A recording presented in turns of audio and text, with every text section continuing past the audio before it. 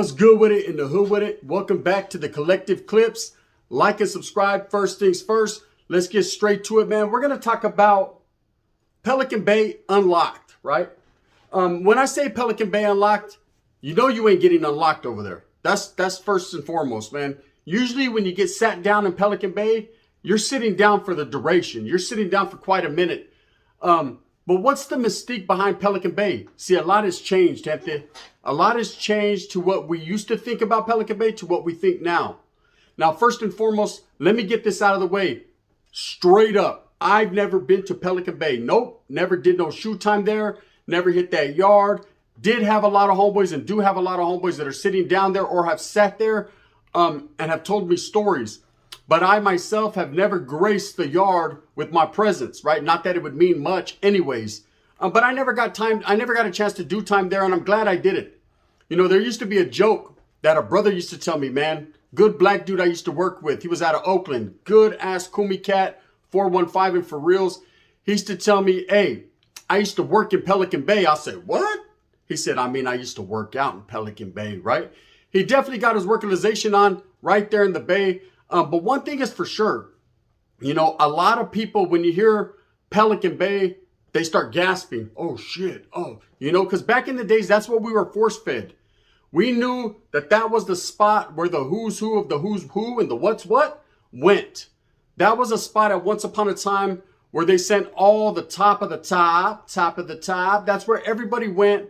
That was somebody who had elevated or achieved that status, who had basically been a menace to each yard they went to or got caught up in a situation where they ended up in the Bay. Now, the reason why Pelican Bay was so treacherous and such a dangerous place was it was a land of hopelessness. Now, you know, when you go to a place that's so far and distant from your familia, from your friends, from your old lady, you know what I mean? That's hard timing. You know, you always talk about people doing hard time. You know, Chito Ranas got on, he said he was hard timing. The vato was trying to eat a tube of toothpaste. He was struggling. Nobody was sending him money. He wasn't getting visitas. People forgot all about him. Now imagine being in a place like Pelican Bay where you're up in Crescent City. You're on the borderline of a whole nother state, way up fucking where Bigfoot lives. And you're over there and everybody done forgot about you. You ain't got no visitas coming. And it didn't matter if you were from Northern California or Southern California. Either way, that was a long fucking drive for your family to come. Especially those guys that hard time without their old ladies. So scared, Kim. My old lady's out. She got a black dude. It's going in. It's going out. It's going in. Yeah, he's getting his Richard Simmons workout on your chick, right? And that's all that's going through your mind. So you're hard timing. Now, I've had a lot of homeboys that hard time. I remember one homeboy, this is back in the days, pre-structure, pre-Norteños being the way it is now. We kind of would just go in the county jail and they had 8-man cells. This was downtown. This was the old county jail, 4-block. And when we'd get there, it'd be 8 people to the cell. Now, at this time, it wasn't just Northerners. It just wasn't Norteños. There was no active and non-active. No one, you were a homeboy or you weren't, right? So there'd be some black dudes, a couple white dudes. They would segregate the Southerners and Northerners. That's always been the case in Merced County Jail because, I mean, people would get killed, period, plain and simple. Just the way that goes. But as far as Norteños, it could be anyone from any hood, from any city that just happened to get caught up and caught a case there and they fell up out there. Bam, there you go. And I remember there was this one time, there was a homie from Vaca, from Vacaville. His name was Turi. And he was a kind of, not an OG, but I'd say he was about 5 years older than me. So we considered him older, right? And I remember he used to jump on the phone. So the makeup of this cell was there was 4 beds on one side, 4 bunks on the other side. There was like a little kitchen area with a long metal table. That's where everyone ate. Everyone busted their spread or did what they did. Then there was a shower and phones in the cell, TV up in the corner. You didn't have to leave nowhere. Wasn't no day room, wasn't no dorm. It was just an 8-man cell. Toma, there, you get what you got. That's all you had coming. The only time you left that cell was every couple of days for yard, and yard was treacherous. You didn't even want to go to yard, but you had to go to yard. It was mandated. At this time, it wasn't really mandatory, but you know, you wanted to go out there and get a breath of fresh air, try to yell over the fence to your old lady. So scared, is that pussy still tight? No. And there's your answer, right? But anyways, ask Tyrone. You could call a line. She did. Anyways, so Vatos would be hard timing there. I remember this Vato was on the phone. And I was there with one of my homeboys from my neighborhood. It's the craziest one from my neighborhood. When I say crazy, not crazy with these or crazy with that, but crazy right here. You know, one of those guys that you don't know if he's up or down or up. He's just off the hook. Anyways, this guy was hard timing on the phone. Straight up. What'd you feed the kids? Kicks? Yeah, I used to eat kicks, right? Did you put sugar in it? I used to put sugar in it, right? So he's stressing off of every little thing in his household. And I understand the situation. The Vato's heading to state prison. He's going to go sit down for the duration, do a little bit of time. And he probably doesn't trust his old lady or doesn't, you know, when you get pulled off the streets, man, and you were living a certain lifestyle, you're committed to that. You know, you're used to that. And now all of a sudden you're doing something fucking totally different, which is jail time amongst a whole bunch of thick thieves and a bunch of gangbangers, right? You don't know what to do. You don't know how to show up. Anyways, this guy's there, and this wasn't his fucking first merry-go-round. He should have been knowing how to push. But obviously he jumped on this swing and was going too high, right? Just a little too high, and he was nervous. So anyways, I don't know what he was in for, never asked him. It wasn't like that where we, you know, you'd first get in there. It was what you in here for? Holmes, burglary, orale. What'd you steal? I don't know, somebody's change jar. There you go. Bam. How much was in there? $6. Bam. The winner was. It wasn't like it is now where they want the 128G, chronos, this, that, where you been, who you been sold up with, and things of that nature, right? We're not going to get into the political aspects. I'm just saying questions do need to be answered when they're asked. Now, Spencer La Tira, when I say this, and this is a menudo style in a direct fashion right here on the Collective Clips because it's true. This Vato was on the phone hard timing, and my crazy homeboy felt some type of way about it. So he started to look at me like, hey, I'm going to do something horrible to this guy, even though he was another homie. And nowadays, this would have been a red-on-red situation, and this, he couldn't touch him. You know, you can't touch him unless he's deemed all bad and he's supposed to be touched. He didn't get clearance or guidance from anyone. Basically, the homie was going to beat the fuck out of him, and that's just what that was, right? I was going to sit back, relax, and let the rhymes tax, maintain them C's with a doubly max. Make sure no one jumped in, no one got involved, and at the same time, if the homeboy needed a little assistance, and yeah, I was there like Flash Gordon, right? Remember Flash Gordon? You guys don't remember. Remember. Anyway, so this Vato was hard timing on the phone. The homeboy told him, stop fucking crying. That's it, right? The fool was like, hey, fool, stay out of my conversation, right? Period. They started getting down. The homeboy mollywopped him, right? He put dick beaters all over this guy. He put jack artists all over this guy, right? This guy was fucked up by the palm of the homeboy's hand. He was cupping him. He was fucking him up. I remember that situation. That's a hard timing situation. When someone's hard timing, it starts to irk and it starts to get on the nerves of other people. Okay, so let's take it back to Pelican Bay. There's a lot of people hard timing there because of the distance from their family, because of the way the placas treat you. You got to understand, having done time in places like Susanville, up near High Desert, I understand how it feels for the placas to feel some type of way about people. You know, I went to a place called Susanville, Lassen Yard, 3 Yard, the White House. Okay, I call it the White House because it had an abundance of woods, brother. They were white, they were proud, they were on coffee, amongst various other things, right? Let's just say they never slept. But there was a gang of woods and skinheads there. I mean, I did my time amongst them for a quick minute, and I can tell you this right now. The placas treated them some type of way rather than the way they treated the blacks and Mexicanos. And it didn't matter if you were fucking from the sur or the norte. Didn't matter. You had fucking nothing coming. You were there in the land of the red neck, right? And the white boys treated you much differently. So I can only understand Pelican Bay, where it gets even further up into the mountains, further up into Bigfoot country, how people would be going through shit. You got about this from Los, about this from Sanjo, Fresno, whatever city you're from, man. You're used to that city life, Sasuke. You're used to that, grooving. You're used to vibing, doing your thing, listening to your music. But you got these placas that are listening to which bridge to cross, which bridge to burn, right? And they're going to burn your ass. So you got nothing coming from the cops. They're going to treat you some type of way because they know they can.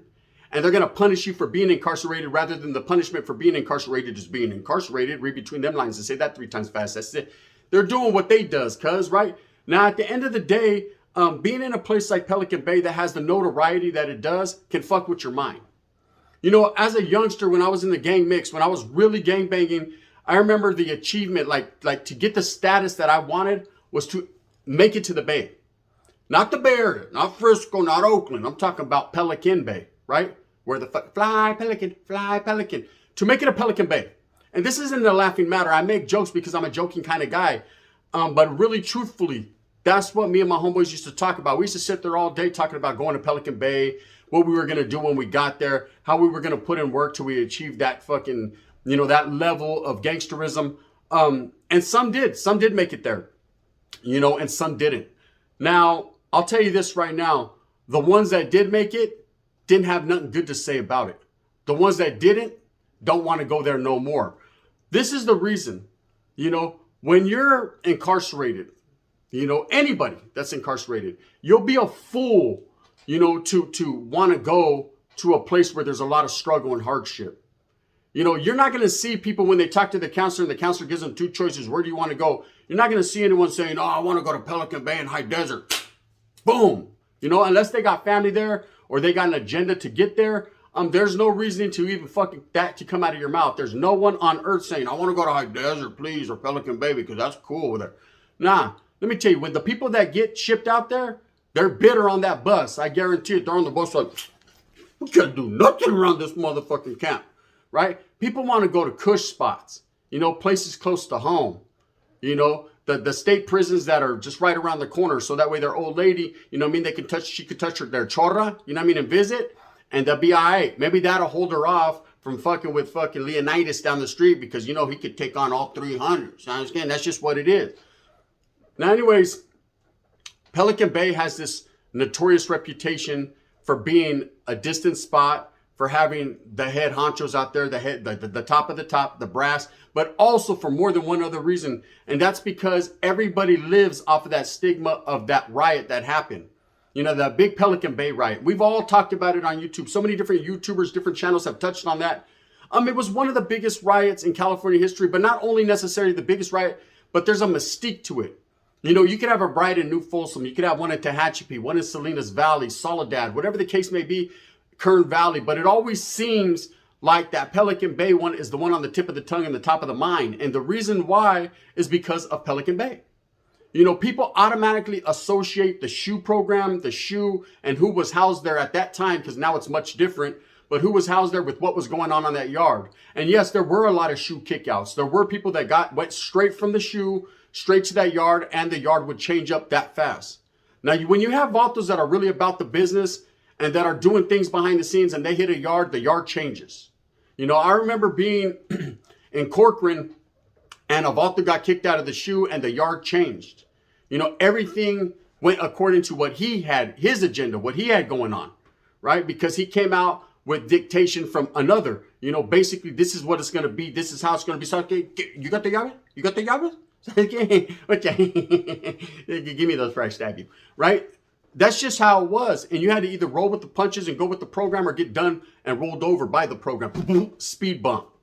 That's facts. That's how it is in prison. You're going to mind somebody or your own's going to remind you. I've told you that before and I'm going to tell you that 2 more times. That's just how it is. Now, in Pelican Bay, imagine somebody getting some superhead, man, someone that's really about the business, getting kicked out of the SHU and getting to that yard. What you think's going to happen? People are going to get sliced, diced, and anything nice, man. Salad, right? People are going to get their salad tossed. Motherfuckers going to get fucked from here to Egypt and see Mr. Capone riding a fucking camel over there like this. You know what I mean? That's just what it's going to be. People ain't playing. People, that's their home. That's their casa. They take that shit serious. You got to understand that if you're a youngster watching this right now, you have to understand, man, if you're really seriously about the business, then you seriously can end up in a place like High Desert or Pelican Bay. And I guarantee you seriously don't want to go there.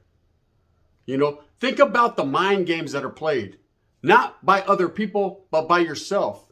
Thinking about what your family's going through, not getting mail correctly, slow dragging, being somewhere where the air don't smell like the caca you're used to, right? Being in a place where you can't get to that dope you're used to getting to because it ain't as rampant and as abundant as it is in other places. There's a lot of different hardships and a lot of different struggle people go through. When you're far, far away, orale, this ain't Star Wars, this ain't a galaxy far, far away, you're forgotten about. That happens when you go to the county jail after 2 days. Look at Chita Rana. Do you see Swifty Blue looking out for him? Fuck no. Hell no. We won't go, right? As soon as you get incarcerated, as soon as you get locked up, what happens, gente? I'm going to tell you what happens. You're forgotten about. It's no more. You might be smart enough to knock a little torta that still's paying what she's weighing, right? And she kicks in like before she gets kicked in and everything's good. But for the most part, 99% of the guys that get incarcerated, even after 24 hours, man, it's different now. Someone that was just your camarada, your road dog, your homeboy, you guys were just rolling. They see me rolling, right? You guys were just kicking back on the boulevard yesterday, homes. Now it's like, hey, damn, I heard the homeboy Pee Wee got locked up. Pee who? Hey, fool, yeah, we pee. You know what I mean? Fuck that, homes. Hey, the hunter's got to do his thing, homes. Hey, you want to fuck around, huh? Sure, you got caught, you got caught. Yeah, but I heard you was with him in the car, Holmes, and you didn't say the pistol was yours. It wasn't. You know what I mean? Hey, Valtas just seem to forget, you know? And it's up to you to decide whether you're going to forgive or forget when you get out. Now, that's a whole different story. Are you going to feel like Chito Rana did and bang your chest and say everybody forgot about you? Or are you just going to press on to the new light and recognize and represent for the ones that were there while you were incarcerated? It's not up to anyone to take care of you, man. It's not up to your mom, your jefita, your family, your abuelita, your fucking tias. No one has to take care of you. But those that do, man, recognize and represent that when you get out and show love. Show love back. And you know how you show love back? By getting your fucking shit together.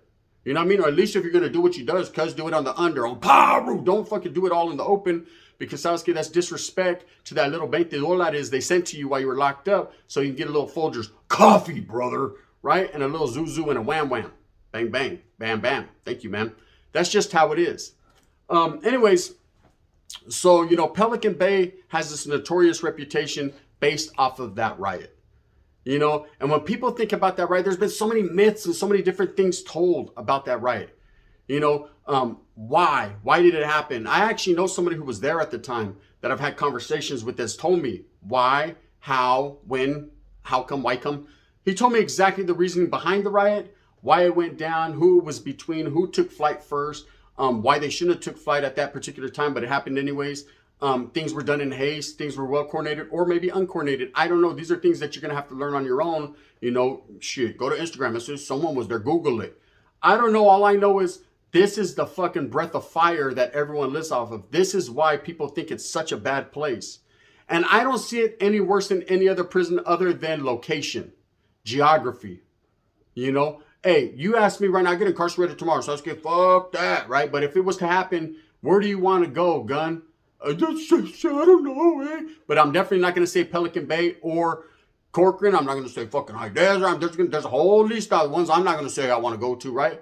Because they're more dangerous than others. And the reason they're more dangerous is there's more people stressing. There's more people that ain't never getting out. And there's more people that don't give a fuck. And there's a difference in, you know, yards. You go to a certain yard where it's nothing but lifers or people that don't play, you know, they're going to fucking stick you.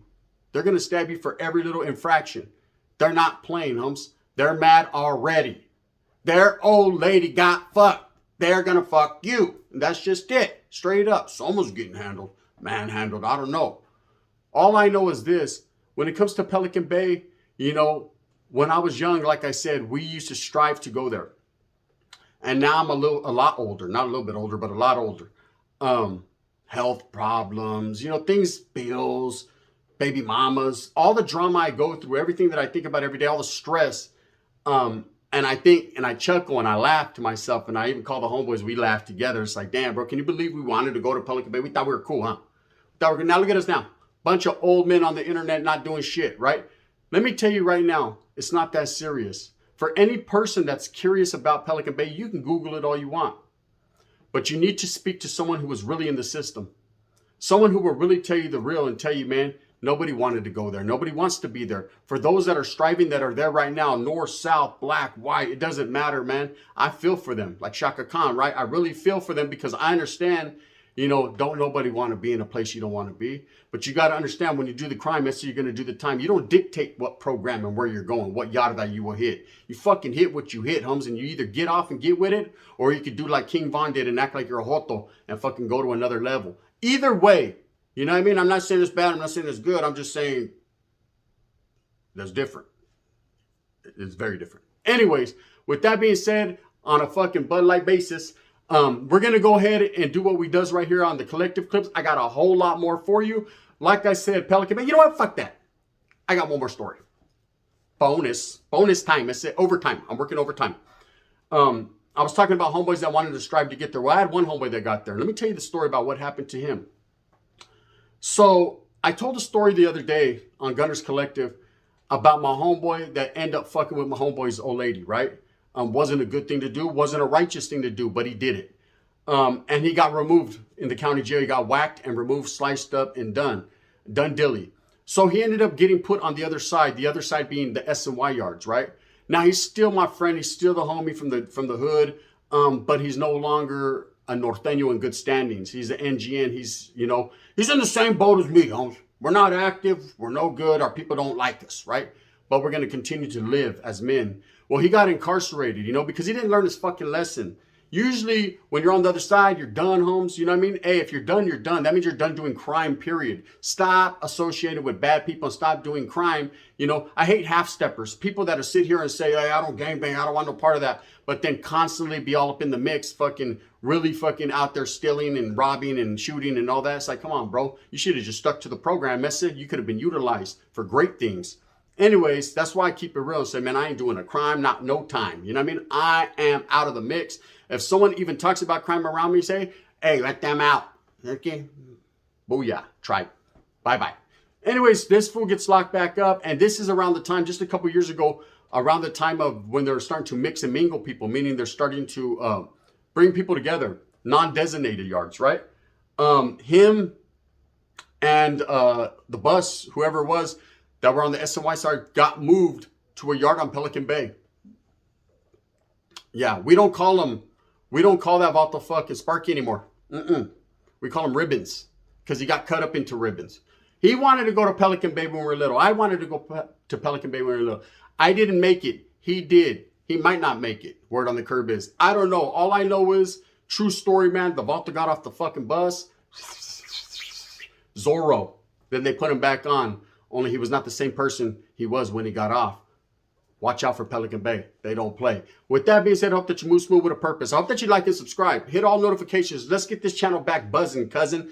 Let's get the collected clips to what it was when it was Gunner's Profiles, and let's really make it happen. I appreciate all your time. I appreciate all the effort. I appreciate the realness. Don't forget about Gunner's Collective. You guys need to turn the notifications to all. Not personalized, but to all. So all you motherfuckers get the banging that is coming, right? Because I got a whole lot of more stories. I said a whole lot of more. With that being said, thumbs up or thumbs down. Heavy's going to be the head that wears Gunner's crown, which would be me, right? And I'm going to continue to strive for excellence like the Raiders, eh? Been what? I've been drunk. Bang, bang, let's pull up in the car. I'm sideways, doing about $1.50. Order an E40.